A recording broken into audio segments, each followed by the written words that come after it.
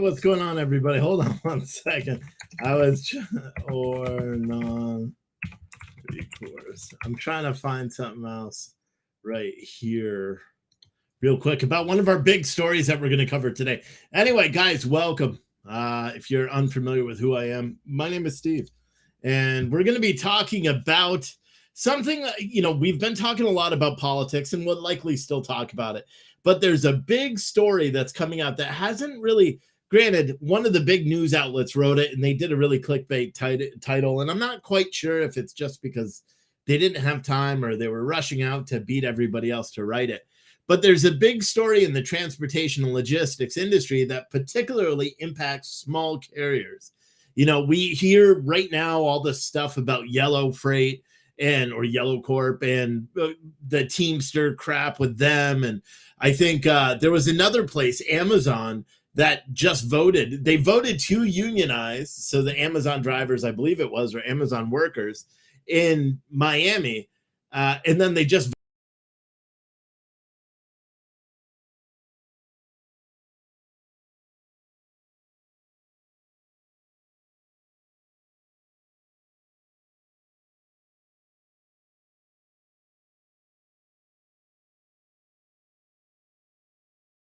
happened. But anyway, what was I saying? Let me open this one back up.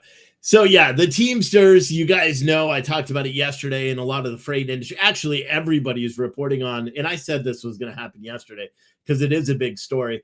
The Yellow Corp is actually suing. It looks like this is freezing for some reason. It looks like it's freezing for some reason. I am not quite sure why,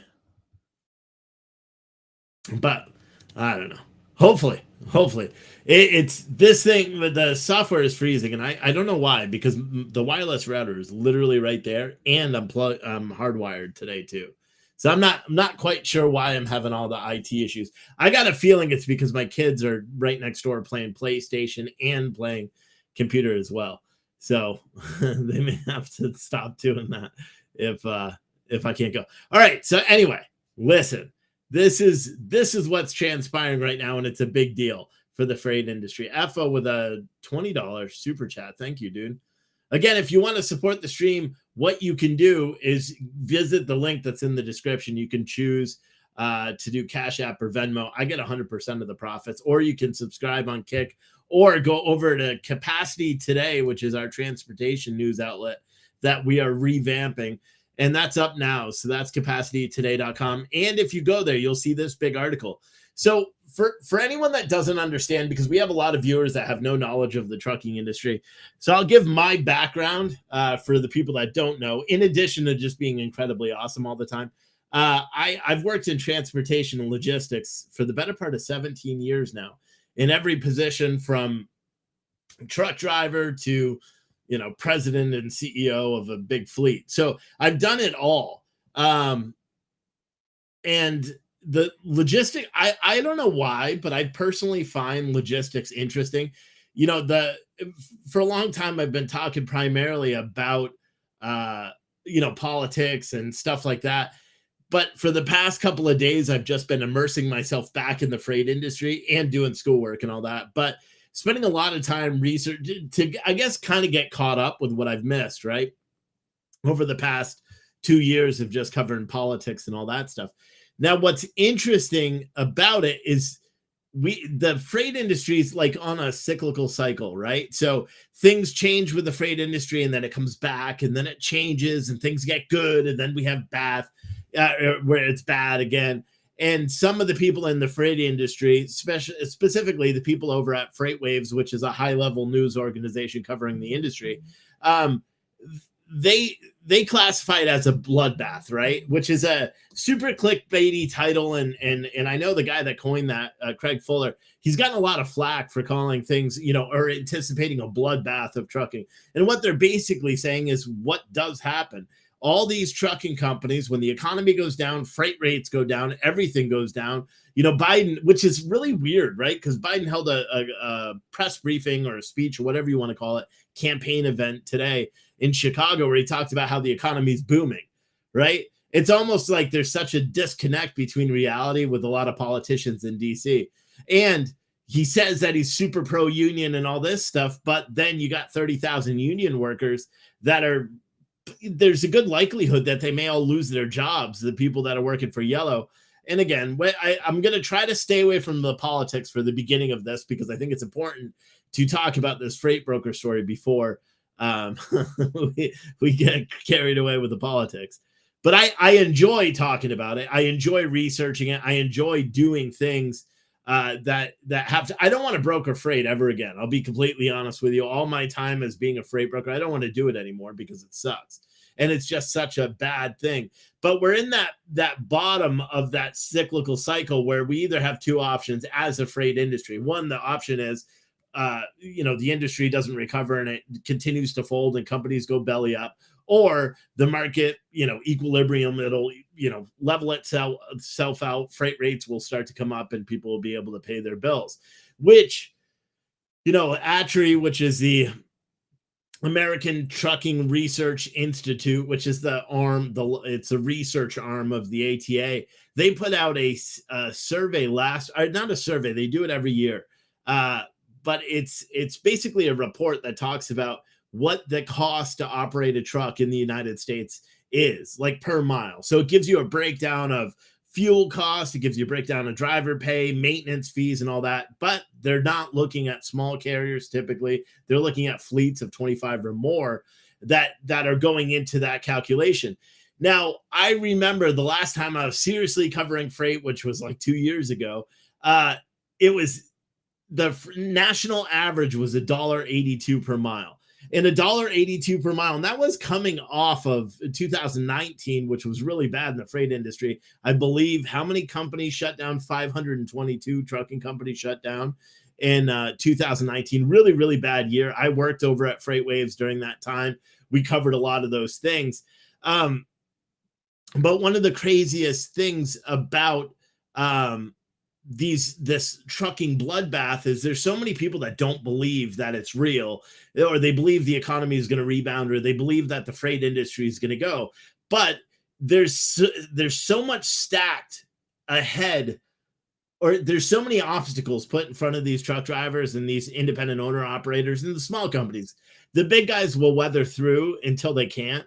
But they're, you've heard that expression, too big to fail. That's how a lot of people view the trucking industry, because it's dominated by these big carriers. They're essentially the ones that set the rates. They're the ones who are dictating the market, at least on the contract front. The spot rate, it's a little, whatever. We'll talk about all that some other time, because that's too high level for people that don't work in the industry or care, really. So at any rate, so here's the story. A freight broker has filed bankruptcy. But this one's a little different, right? So when you look into, for example, Freight Waves, a big news organization, again, high level, I have a lot of respect for them. They put out an article saying freight broker, and I forgot what the title was, but it was like freight broker, files bankruptcy owing trucking companies millions of dollars, which is incorrect. And I'm not trying to be critical or anything. They're a great news organization. I wish everybody would go check them out. They're a high level news organization, right? So I looked it up, and of course, because of who I am, I'm like a researcher. That's what I like to do. I like to dig deep. So of course, I pulled the PACER, the actual bankruptcy filing, through the PACER system, and I started looking at it, and I realized, no, there's something weird here.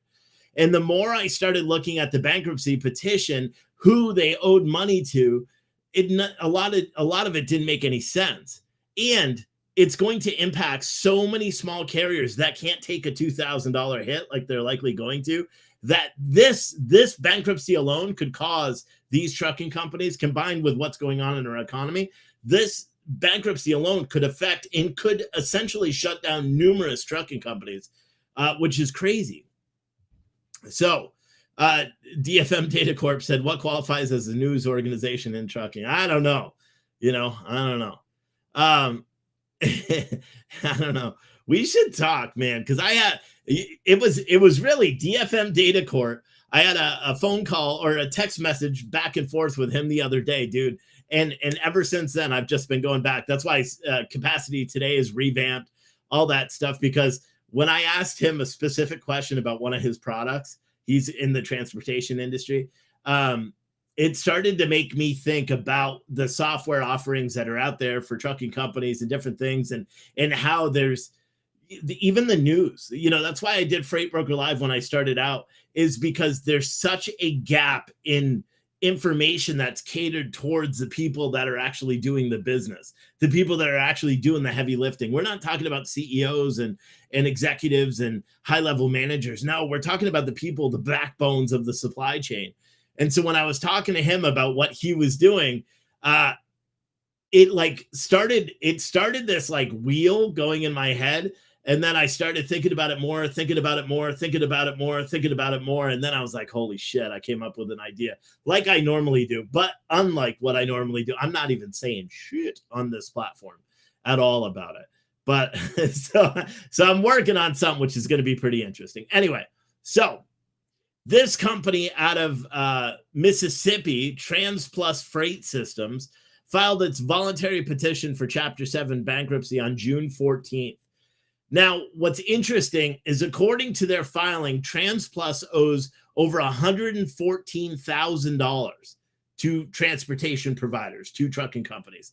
Now, I know that's a far cry from what you've seen from some of the other reporting, because they just lumped the entire bankruptcy, like the total amount owed to everybody. They put that as impacting carriers. I actually did the legwork and totaled up every single carrier, and some that I were uncertain if they were in fact carriers. I looked them up on Safer to make sure they didn't have a DOT or MC number to verify that they're a carrier. But because that's what I do. I do legwork. Like this little shitty article I put on capacitytoday.com took me about 4 hours of research to do, because, between doing everything else, and it's only like 4 paragraphs, no, 5. Anyway, they owe just over $114,000 to a total of 58 carriers.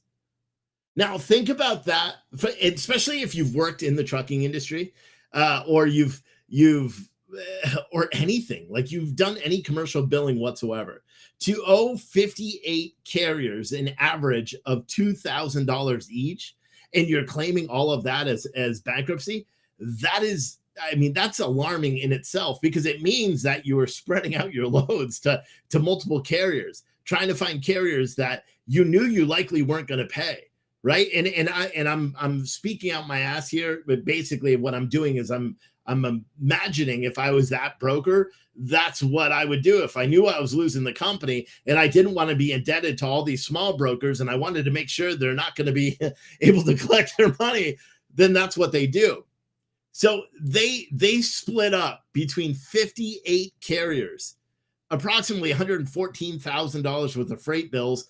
Add another 20% of that, it was probably $150,000 in freight bills that they didn't pay their bills for. The problem is during the bankruptcy process, even if people showed up to like the meeting of the creditors and all that, they're likely not going to get it. Now, what's interesting about it is this company. So let me go through this, and then we'll talk about some of the other stuff that's just weird. So this company also owes an additional $70,000 to companies that are involved in either freight tech or just tech like Salesforce, Zoom, which I don't know how you get a $60,000 bill from Zoom, because that's just insane. But, and load boards and stuff like that, they owe some money to as well, that they put on their thing. However, the largest unsecured creditor listed on the petition is a man named Shannon Robinson. And he's owed 2.9, so he's essentially owed $2,996,066.20. Interestingly, though, when you dig deeper and see, this is the thing that it didn't make sense to me when I was looking at the petition, right? And so I saw all these carriers are listed, all these, tech companies and everything are listed. But then one random dude, not a business name, but a dude, is owed way more than everybody else combined. I was like, what is this? Who is this guy? So the first thing I did is I looked up Transplus freight systems, right? So I looked them up in our safer databases and other publicly available databases that we use working in media. And I was able to find out, okay, Shannon Robinson, interestingly enough, is listed as the president of Transplus Freight Systems. And I was like, wait, that's weird. So the president of the company is filing bankruptcy, but he's also saying he's the largest creditor for the company, which that doesn't make any sense at all. So I started digging more, and then I found there's another freight company that's connected to this that doesn't have a brokerage. So they could be potentially I don't know what I'm not going to talk about it. I don't want to get sued again. But the thing that's interesting is when I look up the Shannon Robinson guy and I look at him through the state filings in the state of Mississippi through the Secretary of State, he's the one that started Transplus Freight Systems. He owns other companies as well. And he was the person, the contact on all the trucking databases that we use as well. Then I do what I do for any company that I'm reporting on is I run to see if they take PPP funding, right? Because I'm not saying that you're bad if you take PPP funding, but if you're not impacted by it, you should have never took the loan, in my opinion, or pay it back. That's fine, because that's my money is the way I look at it. So I checked it because I'm a taxpayer. So I checked to see if he took PPP loans for Transplus, and it turns out he did. $101,404 to retain 20 employees in 2021. The address listed in the database for the PPP loans was this $500,000 mansion in Mississippi. And apparently that was the headquarters of the business. And then I used that address and cross-referenced it against the address history for the freight brokerage. Bada boom. The freight brokerage was based out of that house. So I started looking into that address and I found a bunch of other companies that are registered to it, several of which got PPP loans as well. And I'm like, this is weird. This is weird. And it is what it is. Like I didn't include any of the other companies. I did say they got PPP loans. And I asked the interesting question. I said, I wonder how many employees worked out of his home, because that's true.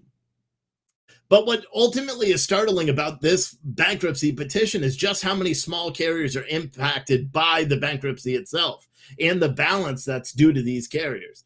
Because typically, if you show up, and they're all unsecured creditors, if you show up to a bankruptcy hearing, you sometimes, if there is any money to divvy out, this is a Chapter 7, not a Chapter 13 where they're reorganizing, they're not going to have any assets. They say they have $50,000 in assets. I'm not quite sure what that would possibly be. They're not going to have any assets that they're going to be able to divvy out to people, right? So the only thing they're going to do is they're just going to discharge all the debt. So all these carriers are going to get fucked, or they're going to get screwed. But here's the bigger one. Here's the bigger one. In the freight industry, when you're a small carrier and you can't put out all the fuel, fuel is high. Thank you, Biden. Fuel costs are super high right now. So what do these carriers do? Typically and I'll explain what a freight broker does and what a carrier does when they're booking the load and all that stuff, because people may not know. So a freight broker, the job of a freight broker is essentially like an insurance broker. They take loads. Say I want to move this Roku remote. Say I have a truckload of Roku remotes, right? Because I have a Roku TV right there. See what I did there? But say you have a truckload of Roku remotes. Say I'm Roku, and I need to get that load to California. I'm not going to take the time to call 17 different carriers to try to find the carrier that gives me the best rate. Why? Because I'm fucking Roku. I'm too damn busy for that. Everyone's buying my TVs. I can't do that. So what do? I hire someone called a broker. That broker essentially works for me and hires someone based on the cheapest rate or whatever set of standards I give that broker. So if I say I'm going to pay $500 for this load, you must move it for $500 or not. So what they do is the broker then gives them the load for $450. The broker makes money on it. It's called their commission and the margin. And then the carrier hauls the load. But typically a carrier that's pulling a $2,000 or $3,000 load, that's probably 1,000, 2,000 miles, right? Depending on where it is. And you're lucky if you get 3,000 in this market. But What ends up happening is that carrier has to put out all those expenses. Remember the number that I talked about before? Actually, I don't even know if I said it, the ATRI number. ATRI came out with a new cost to operate a truck, and this is the mega fleets. The cost to operate a truck, including driver pay, is $2.28. I can tell you the national average freight rate right now is under $2.24. So how are they breaking even, right? Well, because trucking companies, the bigger you are, the lower your operating costs, because you buy cheap, your trucks are at discount because you're buying 50 of them at once. Your drivers cost less because you're putting them in the wheel and getting subsidies from the government, calling it driver training, and then making them work for 30 cents per mile while they're training and requiring them to do 50,000 miles. Yeah, there's a little bitterness there. I don't like that whole system. So the trucking companies are making plenty of money, right? The little guys, however, aren't. And when you start looking at all these trucking companies in this bankruptcy petition, they're all little guys. So these little guys, for one, even if they did get a load, say all these loads that are like $2,000 were only going 700 miles. Okay, that's a decent deal, right?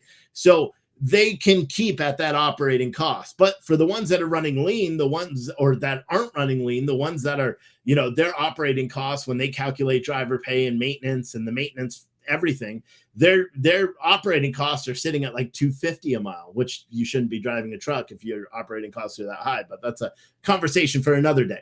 So what do, right? Because they may not have the money after spending all the money on the truck and the massive insurance payments that are coming out of in the trucking industry right now, $15,000, $16,000 a year, sometimes more per truck that you have on the road.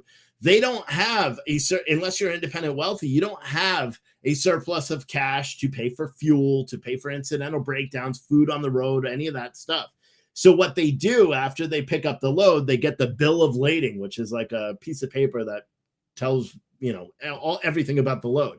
That bill of lading is then sent into a company and they factor the invoices. So again, they give up a percentage of the total that's due to them in order to get the money quick. And most factoring companies will advance like 50% of the load or something while you're waiting to, while you go to deliver, so you can buy your fuel and all that stuff. And then once you deliver it, you send them a copy of the signed bill of lading and they advance you the difference, the rest of the money.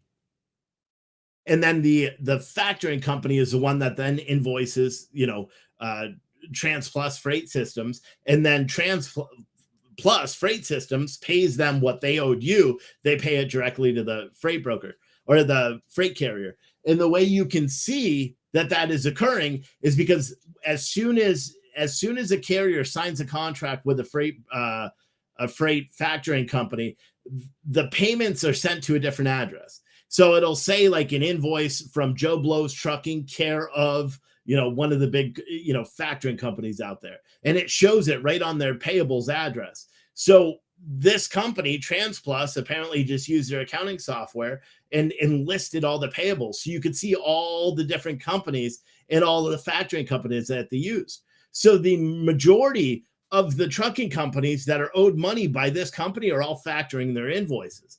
Now it leads you to a better question, because there's two types of factoring that everybody has to remember. You have recourse and non-recourse factoring.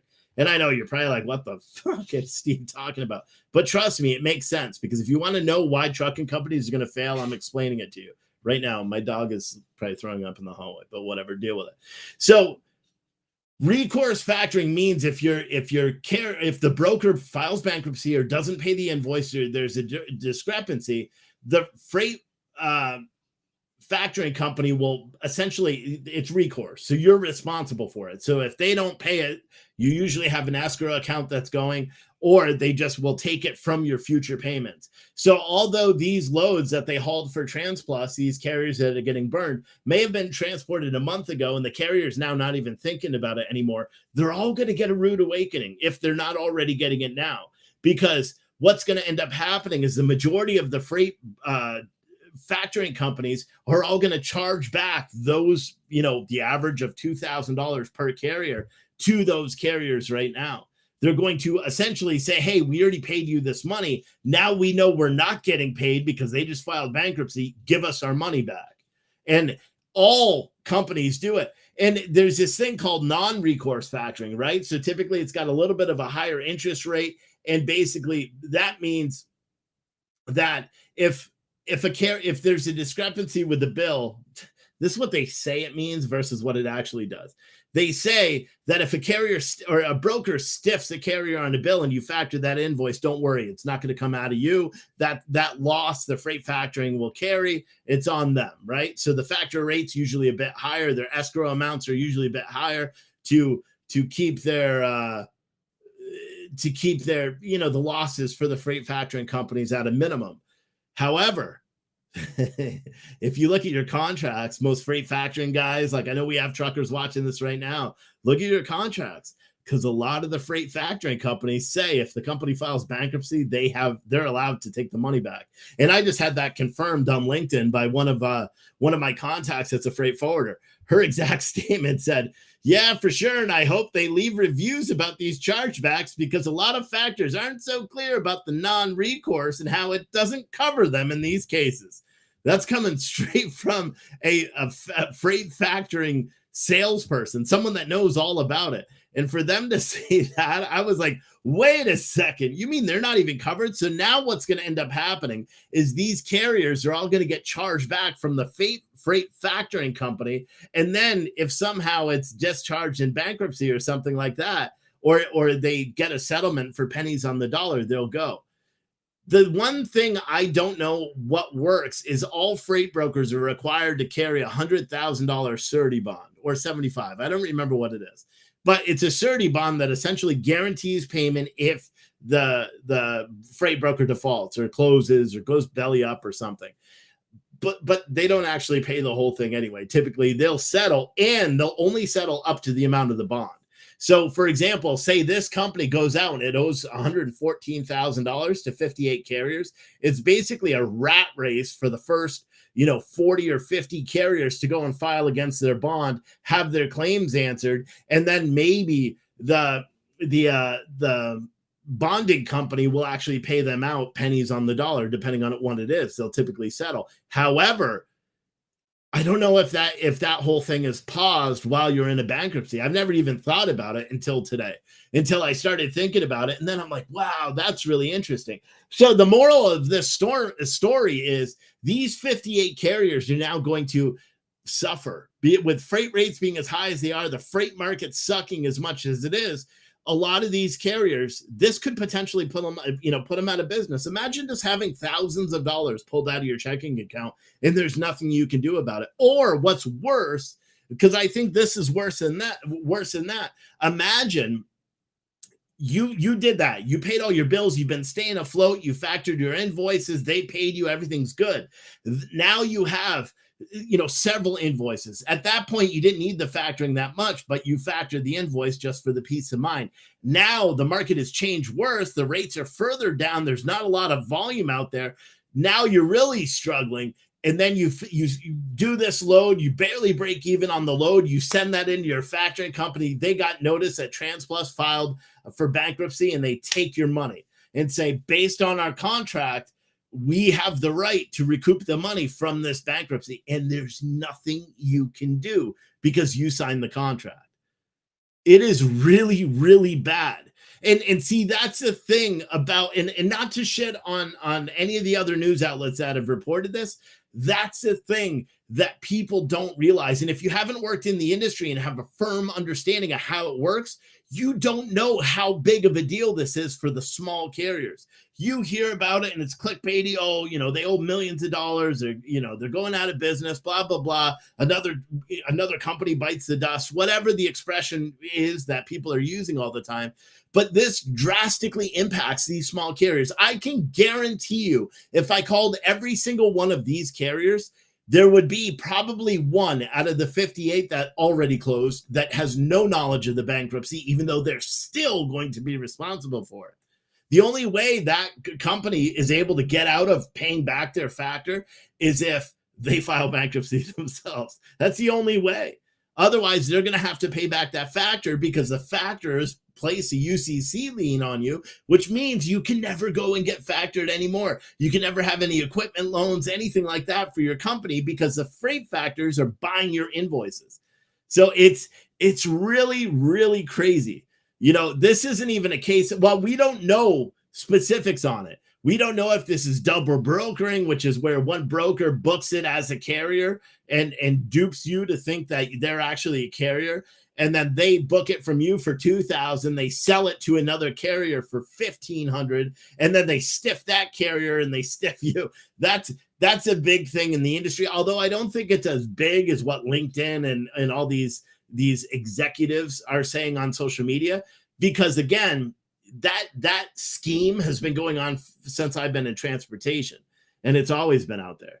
But this story is a big story because not enough people actually understand the industry to know how many people this is going to affect. More carriers than a big trucking company going out, because a big trucking company goes out, what happens? The drivers all lose their jobs, but the trucking company, is done. But it doesn't affect 58 different trucking companies and all the assets and the freight factoring too. You got to think this impacts freight factoring. Granted, if a freight factoring company is going to lose a huge percentage over $2,000, they shouldn't be factoring invoices.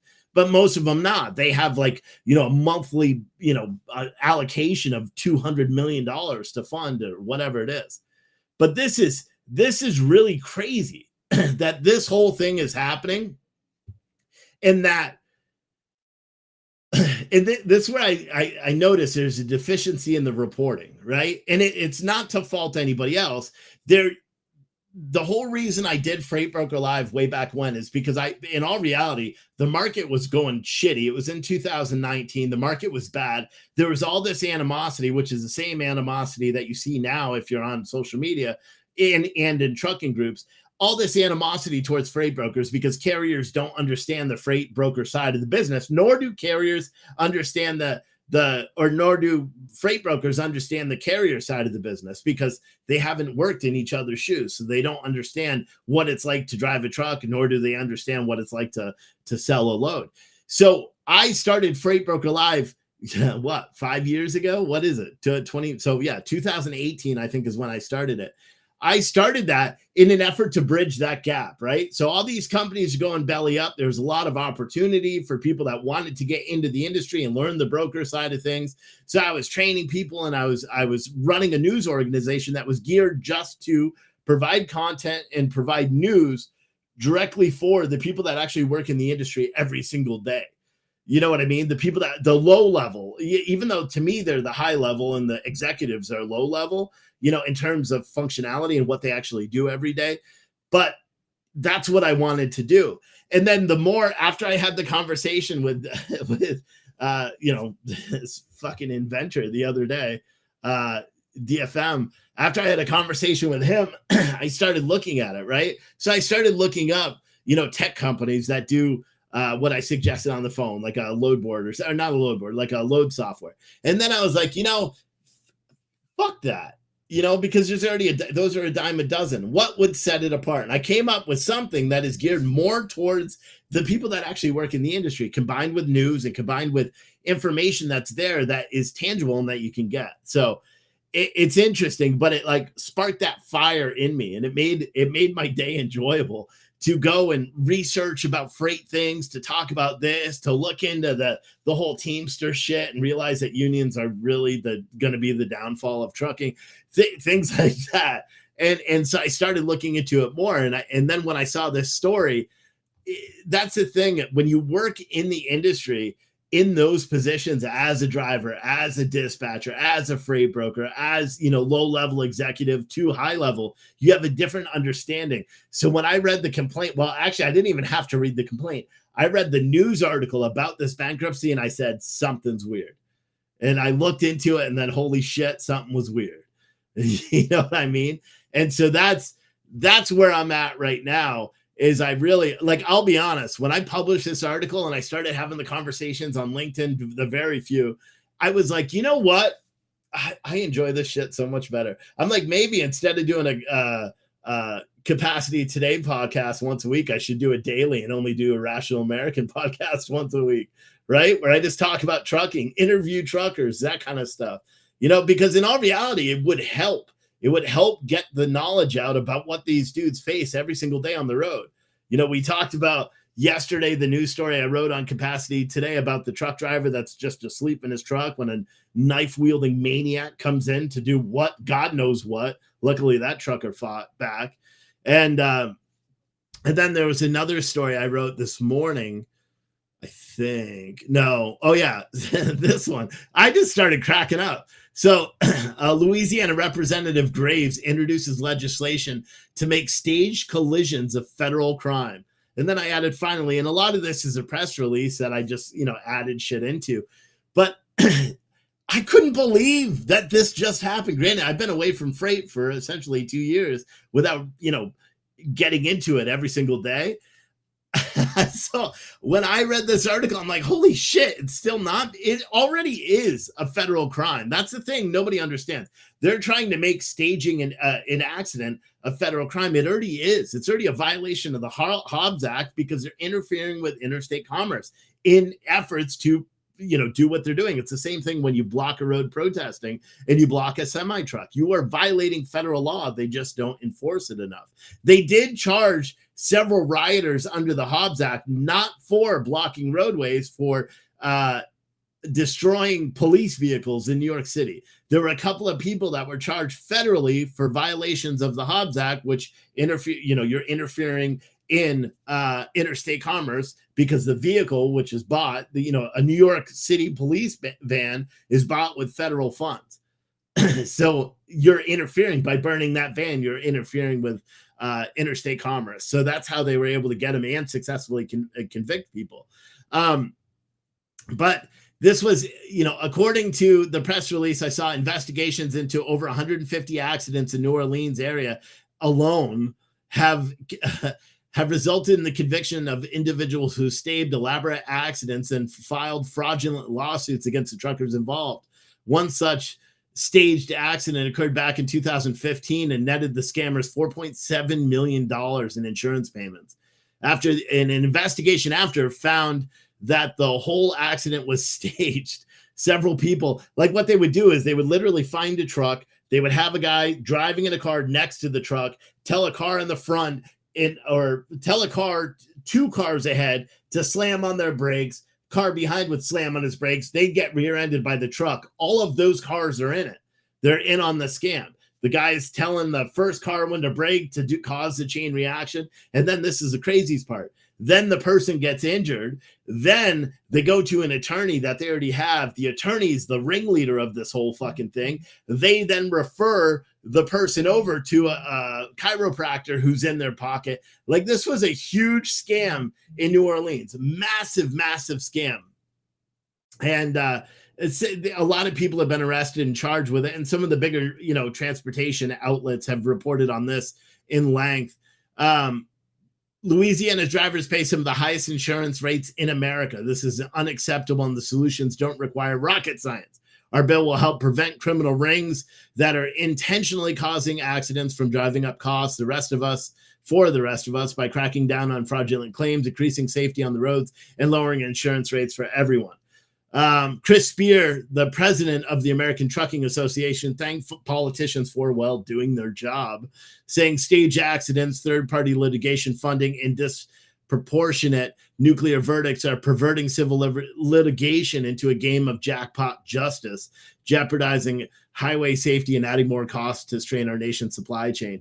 Now, you guys may have heard, especially anyone that's been watching since the freight broker days, we used to talk all the time about these Democrat politicians. One was a senator and one was a congressman, and I'm not even sure if they're still in office, but they were trying to raise the liability rates to $5 million per truck. Currently, a truck has a minimum liability to register as a trucking company with the federal government, meaning you have to do, you got to do a filing with the federal government proving that you have $750,000 in insurance. And if your insurance is canceled, you lose your authority to operate. So it's pretty interesting. Anyway, there's these 2 Democrat politicians that were pushing to have that minimum raised from $750,000 to to $5 million, citing the amount of truck accidents that are happening in the road. And that would be a deterrent for trucking companies and force them to do better training and all that. Well, I did in-depth reporting the way I do about all this shit because I love it. I did in-depth reporting on that, found out that the Democrat congressman was married to the leading commercial truck litigation attorney in the state of Pennsylvania. And then the Democratic senator, the majority of his campaigns came from his campaign donations. I think it was over 60% of the money raised in his campaign was contributed by trial attorney associations and individual law firms that are connected to the truck insurance, thing. So to me, it's crazy that they haven't done this, at least to do it. But it's really interesting when you dig into these stories. And again, that's something that, the other news outlets will report on it, but they don't dig deep into it. And maybe it's because they just don't have the time, right? They're putting out 20, 30 different news articles a day. I can't do that, spending all this time to do it. But it's freaking insane. And if you can't tell, I really enjoy talking about the supply chain and logistics. So I don't know, man. Even after today, I was just like, man, I have fun doing this.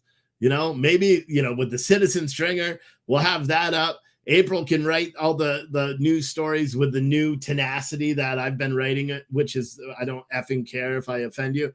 And I'm doing the same thing with the news side, and I just like it. I think it's good on both sides. So we have both websites are up. citizenstringer.com, which is the politics and news, current events, breaking news, stuff like that, not trucking related. And then capacitytoday.com, which is purely transportation and supply chain. It's going to have a lot of entry level. I probably build, enough so people can get an education about the freight industry right there. So if people are looking to become dispatching is done. That's a conversation for another day. But if people are looking to become freight brokers or truck drivers, different schools and software and stuff, I recommend. So if you're interested in those two websites, go check them out. You can become monthly members on them because I will have monthly content on them. You don't need to. Any breaking news, any news story, you'll never have to pay for. And you will have to subscribe. Every now and then I'll put something where it's subscribe in order to view. It doesn't say paid member. It just means that you're allowing me to send you emails and stuff. And I pay for you to be a subscriber. You don't have to pay unless you want to be a member, I think, or paid subscriber, which is $5 a month on both platforms. I kept it super low. But I don't know. I like it. And it's interesting to me. So yeah. And it's a good way of supporting the stream too. And it guarantees that I can continue doing everything I do, and one of the things that you could also do in the description of this video, you'll see the link tree. The link tree is perfect because all you got to do is you click that button, it'll open up and you can choose Cash App, Venmo, PayPal. You can even do a credit card. Do $5, $10, $15. If you got a lot of money, do $5,000. Seriously. Support the stream. I'll tell you what, if I get a $5,000, I think the biggest I ever got was 2,500, but I got it twice from the same person. So yeah, so it totaled $5,000. But that's the biggest one we ever got. But if you want to support the stream that way, and I could tell you, if I got a $5,000, I'm not even going to talk about it anymore because that'll pay for the shows for 2 months, 3 months. But it's pretty cool. And April, thank you for putting both links. She put the Citizen Stringer link and Capacity Today link. So, but yeah, and our locals page, locals is going to shut down, probably a month from now. I'm still trying, and I will do a better job at putting the articles on locals. But if you're a locals member, don't worry, it's not going to renew. And you probably got emails from Citizen Stringer today with the news stories. The system is built so it will. So the DFM, I'll answer your question in a second. The system is built right now, so it's built on a newsletter platform. So I still haven't figured out because I don't necessarily want to send 5 or 6 emails a day, and I can't do one email at the end of, or at the beginning of the day with all yesterday's news stories. It's not set up that way. It's set up to do it different. So I got to figure out a better way to make it work. but I haven't figured that out. I've just been writing, because that's the biggest thing about having the page, is having content on it. So I've just been trying to write 2 or 3 articles per website per day until April gets her stuff settled, because she's moving right now and dealing with a whole move. April, I think she said her and her son are doing the whole move themselves. It's kind of like me. When we move houses, my wife only packs the stuff. I'm the one that has to move it all, because I don't want her loading shit in my truck or my car or my trailer or whatever I'm doing, because she'll do it wrong and shit will break. So I always do it myself. And typically what I do is I'll load it all up and then I'll drive, and then she's supposed to come help me offload, but I already have it offloaded by the time. That's what happened when we moved here. That's what happened when we moved from Florida to Virginia in the first place. I was taking trailers, loading it up down in Florida by myself. She was at work as a teacher. And then I would drive it all the way up from Florida and then offload the entire rig myself and then drive the empty trailer back. You guys remember, because I used to live stream and all that stuff. Matt said, still doing the coffee machines at convenience stores. We just can't. It's too expensive, dude. It's all that takes a lot of money. So what I'm doing is, the coffee business is super busy now, especially with the coffee cans. And once we fully get, so for the coffee business, for anyone that doesn't know, what we're doing with these is super interesting, because the coffee bags, I'm probably going to phase them out eventually, or put them in cans as well. So I'll just do 12 ounces of coffee in taller cans, because I think I could do 20 ounce growlers, but I don't know if I could fit all of the coffee in it. That I'll have to see. Anyway, so what we're doing with the cans is, when we print the label, like here's April, sorry, I didn't send it yet. But this is the personalized can that April ordered, because we have some, and April will find the link and put them in here. But this is a personalized can. It's a special blend that a roaster sent to us. And so I said, you just send it and I'll personalize the can with whatever personalized message you want. So I did, keep calm. What's it say? Keep calm and let April handle it. Right? Super creative. And then on the quote part, it says, some people just get it. Others hire someone named April. So I can tell you how, and then we had a bunch of people that ordered them yesterday. So it's pretty cool. And then what I'm actually going to do with all of the cans going forward is, it'll say like the French roast, or pardon my French, or Wake Up America, just like normal, but up here or somewhere around here. I want to keep the quotes there because they're funny on the other cans, like the blueberry quote. It's super funny. like all of them, I read them. And I just crack up every time I pack the coffee orders. But I'm going to actually print right on the labels from now on. Well, not on these ones, but the next batch. It's going to have your name, your order number, the day the coffee was roasted, all that printed on to each individual coffee for different personalization. So it's pretty awesome. Jeff said, are the cans resealable? These cans are not. They are what are called 360 super ends. I'm not sure if you could see it, but the entire top comes off. So when you pull that up and pull it off, the entire top comes up. What we are getting the plastic covers for them. I just don't have them yet, and I don't know when I'm getting them. And I tried to order them and have them printed here in the United States, and I just couldn't do it because they wanted $1.10. So that means I'd have to raise this at least $1.10 just for a plastic label. So I decided that I'm just ordering the plastic from a wholesaler here and not having it printed on. So it's just going to be a generic top. You can also buy the tops yourself if you want on Amazon for like $15 for 5 of them. Or do what I do. I use saran wrap. I don't do it. My wife does. Actually, I don't even use saran wrap. She has like a tinfoil thing that she just puts right on the top, because this only lasts 2 pots of coffee, or the way I drink it, 2.5 pots of coffee. The way she drinks it, 3 pots of coffee. And we drink coffee every single day. So, DFM Data, you own a company. We have a whole personalized coffee side right there. You can go to that website, coffeecanman.com, and click up at the top. It says custom branded coffee.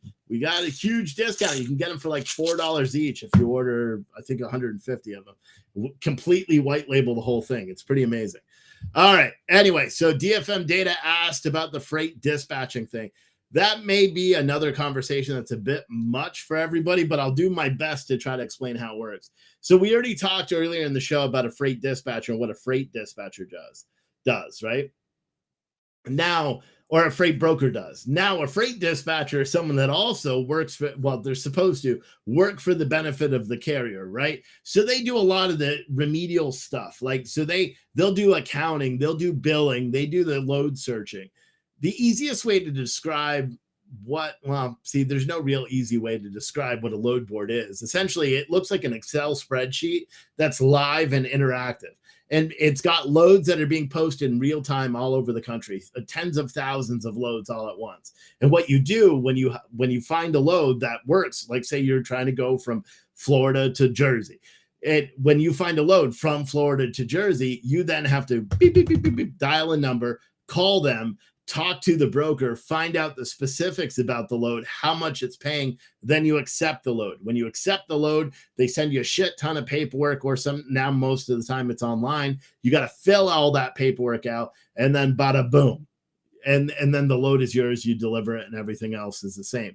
But all of that work that you have to do when you book a load, you can't do if you're driving a truck. People do it and they crash, but you can't do it while driving a truck. You can't fill out PDFs and sign all these documents and read contracts thoroughly. You just simply can't do it.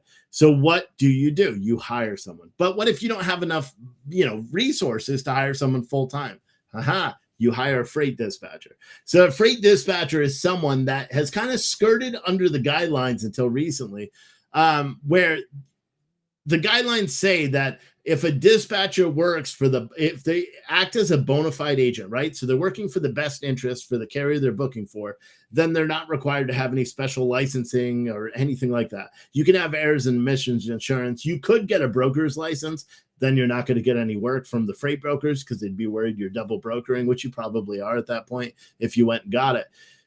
So there's been a lot of people that have entered the freight industry as freight dispatchers. And I'll be honest, 4 or 5 years ago, I had the largest dispatch company in the United States. Granted, we also had a freight brokerage that was separate. We were running under that authority. So everything was completely aboard. And we also had $5 million in errors and omissions because we worked with big carriers that required it.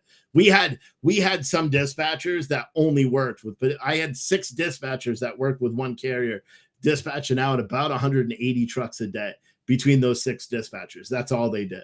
But it was a big company, and I used to train dispatchers in the industry how to look at the load boards, how to fill out the paperwork, how to negotiate freight rates, and how to do all the other back office stuff that people do. So it's pretty interesting.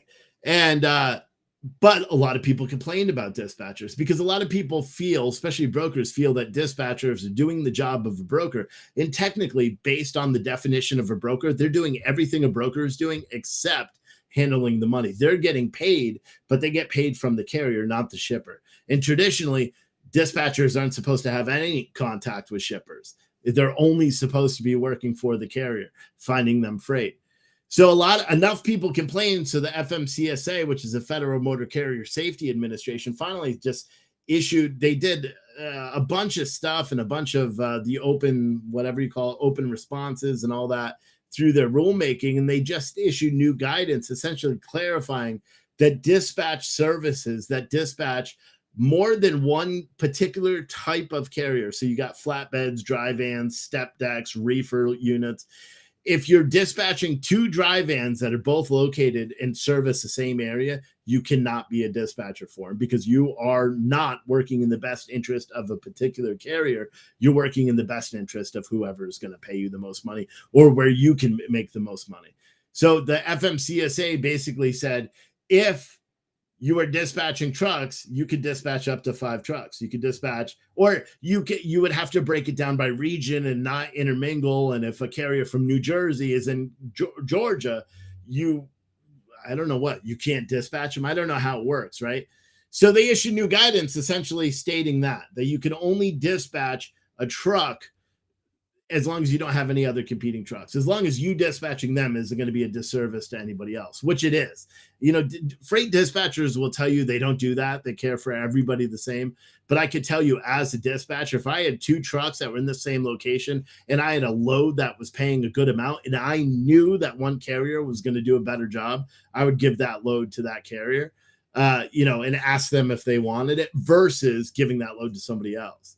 So the way it works now is that you can dispatch as many carriers as you can, but if they give you a region, right? Say you got a guy that works in zone 1, so which is like New England, essentially, if you in New Jersey. Say you have a guy that works in that zone typically, and he hauls dry van. Based on the definition, you're not supposed to have another carrier that pulls dry van freight that works in that same area, because then how are you giving the care? How are you being a bona fide agent if you're working for multiple areas or multiple carriers and they all work in the same area? How are you allocating freight is what they're calling it. Because if you're choosing where to allocate that freight instead of just getting it, then it's bad. So they've essentially put a stop on it and said that freight dispatchers that are doing that are brokers and they're acting illegally. So that's it. Some said they actually ruled that a dispatcher is not defined a term. Bona fide agent is what you described. If you handle multiple overlapping carriers, then you have to be a broker license. Yeah, that's exactly what I said. But the thing about it is, just like someone said, at some point, Steve explained the difference between guidance and regulation. There is a fine line. Yeah, a guidance means there's really no recourse. The only thing that can happen. And so even though they've issued guidance that says you're a broker if you're dispatching out multiple trucks and you fit in that category, and you have to have a broker, there's nothing that could be done about it. Because the only thing that could be done is then people would have to go and violate you. They would have to find out that you're actually doing it, and then they would fine you, essentially. That's it. They would fine you. Regulation is different because that would mean you're violating the law. Right now, you're not violating the law. What you're doing is you're violating a set guidance, which only can have financial implications, which that's why a lot of people are like, well, it's all for nothing, right? And because if you're trying to input new regulation, then it has to go through Congress or it has to go through regulatory meetings. I don't really know how that whole thing works, but nobody can enforce it. The only thing that could be done, and if you've ever tried to have the FMCSA do anything, they're not even going to investigate these things, especially when you got these, I won't call them scammers, but people with horrible track records that run these trade associations of truckers, even though they were fined by, well, whatever, it doesn't matter. But there's big figureheads that work in the transportation and supply chain on the consultant side or on the trade union side or whatever that are just as dirty as the people they're trying to go after, and a lot. And if you don't know who I'm talking about, I'm not even saying their name, and don't say it in the chat. But what you can do is just, if you do know that person, Google his name with FTC, and then you'll be like, what the fuck? How is this guy pretending to represent carriers when he's accused of scamming them for millions of dollars? And had to pay a fine for millions of dollars to FTC for preying on small carriers. But anyway, it really is quite interesting, everything about the transportation industry. I personally think that means it's the death of freight dispatchers. However, if you're not going to go after them, it doesn't matter. You know what I mean? And ultimately, no one's going to go after them. So there's nothing you can do, except still do it. I would recommend nobody do it. In fact, right now would be a good time if you're starting to think about getting into the industry. In another 2 or 3 months, freight the used truck values are going to go really down. I may even buy one, not to drive commercially, because I want to someday buy a fifth wheel way down the road. And I have a prediction that these used truck values are going to go very, very low in the future. So, and then what always happens, like I said in the beginning of the show, trucking is a cyclical cycle. So right now we're at the bottom. Guess what's going to end up happening? That's what's going to end up happening. Freight rates are going to go good. So, but right now, the barrier of entry, you need to have tens of thousands of dollars in order to even do it. from starting your trucking company or from buying a truck, buying a trailer, insuring the truck, insuring the trailer, paying a driver, some money. So they're going to do it. It's going to be pretty hard for you to maintain and do that. But yeah, man. So that's basically been it. If you can't tell, man, I can't believe that was already an hour. The freight industry is so much more fun to talk about than shitty politics the entire time. Granted, you could see people tuned in and they're like, wait, I don't want to hear about this. This isn't news. Oh, he's not shitting on Joe Biden. I don't want to talk about it. So I'll probably have to figure that out. What I need more people to do is to follow my LinkedIn page, because then I could live stream right to my LinkedIn for the business. I could live stream right now to my regular LinkedIn, but I don't do that because there's so many I have so many like business contacts, high level business contacts from all my time in logistics. Let me make sure. Yeah, see, this doesn't go. So I don't know. Oh wait, is this it? Okay, I'm trying to find the actual link to the LinkedIn page. Bear with me. And if this is it, then I'll share it out in social media. Man, my nose is itching. All right, so here it is. If any of you guys have a LinkedIn and you want to follow the transportation side, go to this one. Boom. And you could follow the page there. I think we need 150 followers on that page to be. I can go live on my private one. I think I have like 10,000 connections or something crazy. But again, I don't necessarily want to go live on that platform. It's kind of like my personal Facebook. I try to keep everything a little bit separate. But someone said, I didn't know you could stream on LinkedIn. It's cool. Oh, yeah. I could stream right now to LinkedIn on my, like I said, my main page. It's been approved for years. I just don't do it because I try not to talk about politics or anything there because I don't like it. It's funny. You guys can't see my screen, but the person I was talking about, the scammer, they're very active on LinkedIn. And it's super annoying because it just drives me nuts every time I see their name. But yeah, it's someone said, or one of the comments on my LinkedIn. Well, it doesn't matter, but it's interesting. The whole thing is, yeah, LinkedIn is like Facebook, except it's for like business. It's business. Someone said dedicate 1 or 2 nights a week to it. Yeah, I don't know. I may do the opposite. I may do like a morning show just about supply chain and logistics, and then a night show a couple of times a week talking about freight and that kind of shit. You know what I mean? And maybe I'll do a show about artisanal tasting of coffee. So what I may do, especially when I personalize all the labels going forward. So essentially what I have to do is I got to sell all of this coffee here that's already labeled up and ready to go. I need to sell all that. And then once that's done, I'm going to put all the coffee so you can't see it, but I have on the top, I already started doing it. Actually, you can kind of see it. Oh, no, you can't.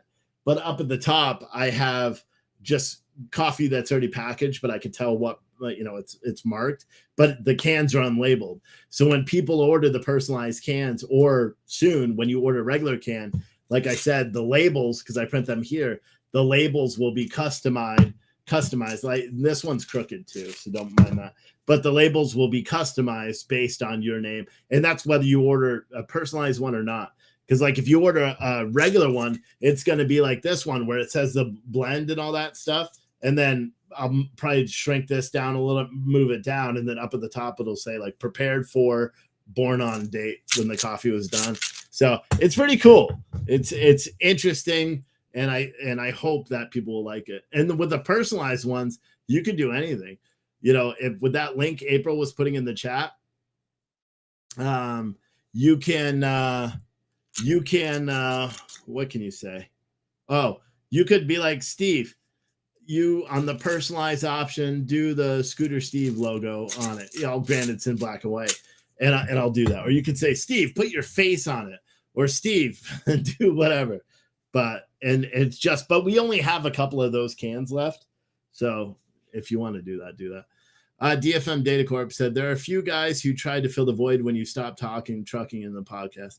Yeah, I know. I've seen them, and some of them have contacted me as well. But you know what's interesting? Even now, like even just today, talking about politics, I have more viewers now than, or just talking about trucking for the whole show. I have more viewers now than I ever did while we were talking about trucking prior to today.